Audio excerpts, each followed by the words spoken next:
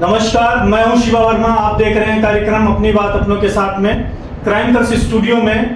तो मेरे साथ जुड़ चुकी हैं एक लेखिका हैं, साहित्यिक क्षेत्र से काफ़ी अनुभव रहा है, तो मैं उनसे कुछ आपका परिचय करवाता हूं।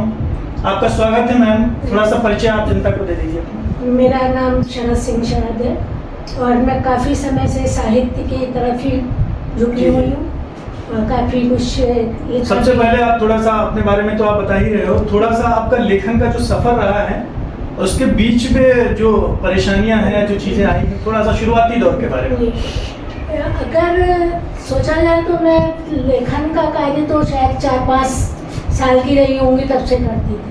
अच्छा। लेकिन धीरे धीरे पढ़ाई भी चली, पोस्ट ग्रेजुएशन किया और उसके बाद में कुछ परिस्थितियाँ ऐसी हुई जो कि बीच में मेरा लेखन छूट गया। मैम शुरू में आपको लेखन की जो वो था, मतलब लिखने की जो प्रेरणा थी वो मेरे फादर से मिली। अच्छा, फादर से मिली। मेरे घर में मेरे फादर, मेरी सिस्टर और मेरे ब्रदर। पहला लेख जो है मैम आपने कब लिखा था? पहला लेख मैंने लिखा था शायद मैं 4th क्लास में थी था। 4th स्टैंडर्ड में।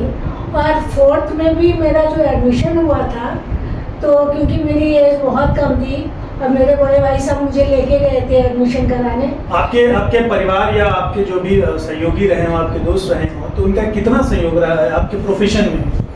बिफोर मैरिज तो मेरा सहयोग मेरे ब्रदर ने, फादर ने, सब ने किया, लेकिन आफ्टर मैरिज जो था वो मेरा बिल्कुल छूट गया था, कुछ नहीं कर पाती थी।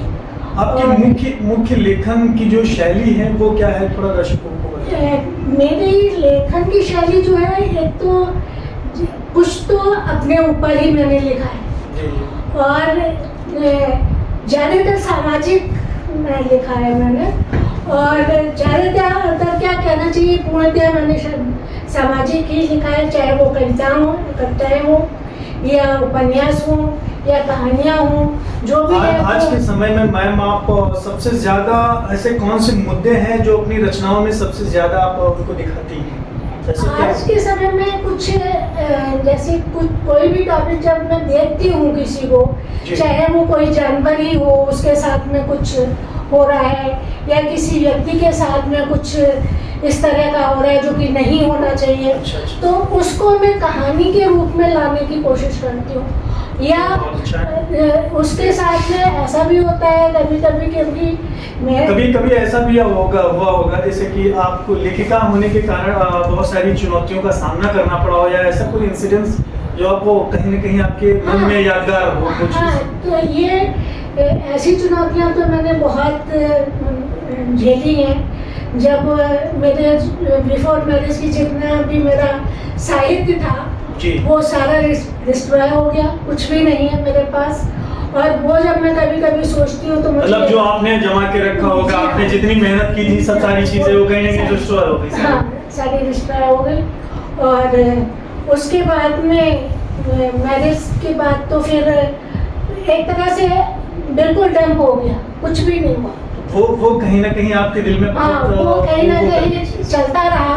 और जब मैंने फिर लिखना शुरू किया, जब मेरे हस्बैंड की डेथ हो गई और बच्चे भी बाहर हो गए, तो मैं एक तरह से बिल्कुल अकेली हो गई थी अपने घर, कोई भी नहीं था मेरे साथ में। तो उस समय मेरा माइंड जो था वो इसी तरफ चलता था कि मैं क्या लिखूं, कैसे लिखूं, क्या करना है, केवल लिखने में ही मेरा ध्यान। वैसे एक अच्छा लेखक बनने के लिए मैम व्यक्ति को क्या क्या गुण होने चाहिए उसके अंदर, किस प्रकार की शैली हो कि वह कहीं ना कहीं लेखक बन पाए? नहीं, देखिए, ये तो कोई भी नहीं कह सकता कि क्या होना चाहिए, क्योंकि ये एक ऐसा सब्जेक्ट है जिसको अपने अंदर से अपने आप ही निकलता है। कोई किसी को कोई सिखा नहीं सकता, बता नहीं सकता। कोई ऐसी पुस्तक है जिससे आप काफी प्रभावित हुई हो, ऐसी कोई प्रिय पुस्तक रही हो जो आपके प्रिय लेखक भी रहे हों कुछ? मैं महादेवी वर्मा को बहुत पसंद करती थी। अच्छा जी। और क्योंकि उनका जो मैंने जीवन परिचय पढ़ा था उसमें भी उनके साथ में बहुत कठिनाइयाँ हुई थी, पारिवारिक संकट भी रहे थे इस तरह। उन्होंने भी अपने परिवार का या अपने जो भी उनका एक रहा, कहीं ना कहीं वो भी बहुत सारी परेशानियों से गुजर के लेखक के रूप में समाज में आई और सभी को। तो मेरे जब इस तरह की परिस्थितियाँ मेरे साथ में हुई तो कहीं ना कहीं मैं उनसे ज़्यादा प्रभावित हुई और मैंने और मैम आपकी सबसे प्रिय रचना ऐसी कौन सी है जो आपको सबसे अच्छी लगती है और क्यों अच्छी लगती है? उसमें मैंने एक उपन्यास शुरू किया था जी जी, जिसका नाम मैंने रखा था जीवन संघर्ष। जीवन संघर्ष जी। वो मुझे, क्योंकि मेरा पहला उपन्यास था और उसमें मेरे जीवन की सारी जो समग्र जीवन को आपने विस्तृत किया है उसमें। विस्तृत किया है तो जी। वो मुझे जब तक ऐसा लगता है जब मैं ज़्यादा परेशान होती हूँ या अकेली होती हूँ तो मुझे मन होता है कि मैं उसको पढ़ूँ। वैसे आपने जितनी अभी तक जो भी आपने लिखा है, जो पाठकों ने जो चीजें आपकी पढ़ी हैं, उनकी क्या प्रतिक्रिया रही है अभी तक?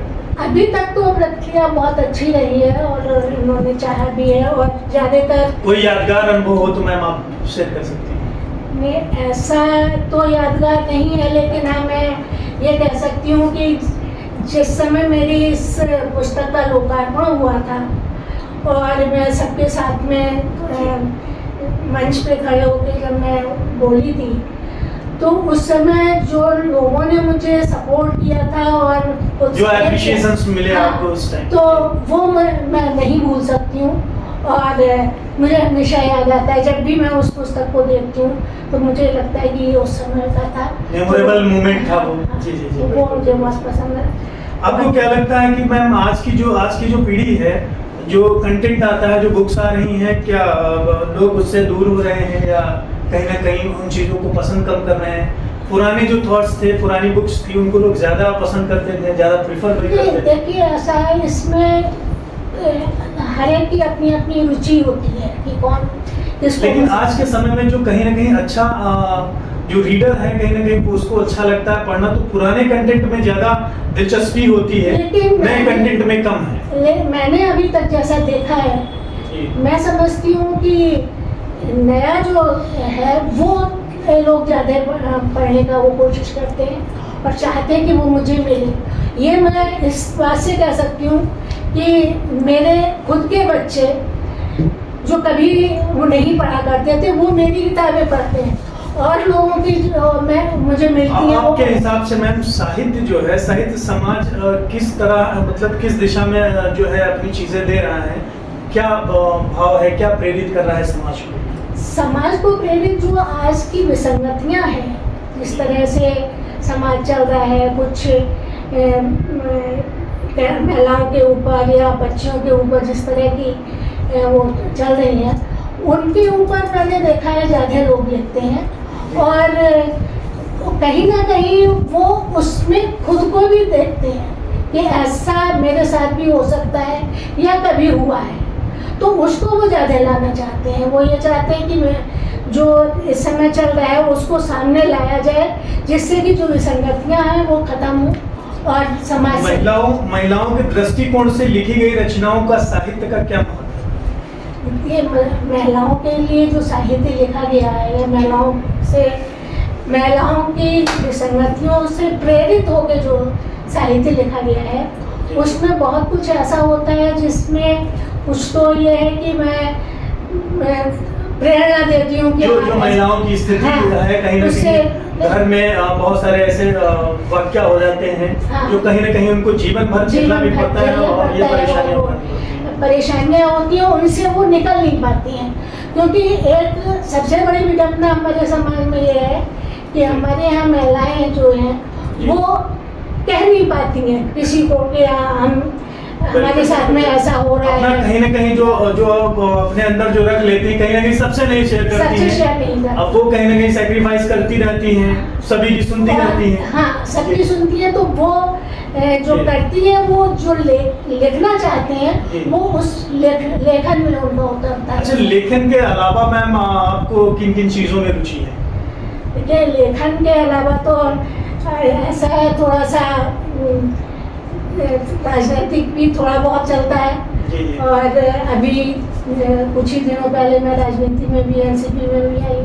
जिला उपाध्यक्ष के नाते। लेकिन अगर देखा जाए तो लेखन एक लेखक होने के बावजूद तुरंत सडनली क्या मतलब कुछ राजनीति में कुछ ऐसा अपने आप की क्या विचारधारा थी आने के पीछे? मेरी विचारधारा जो है वो लेखन मैं जो जिस तरह से करती थी, तो मैं ये चाहती हूँ कि वो जो लेखन है मेरा वो राजनीति में भी आए।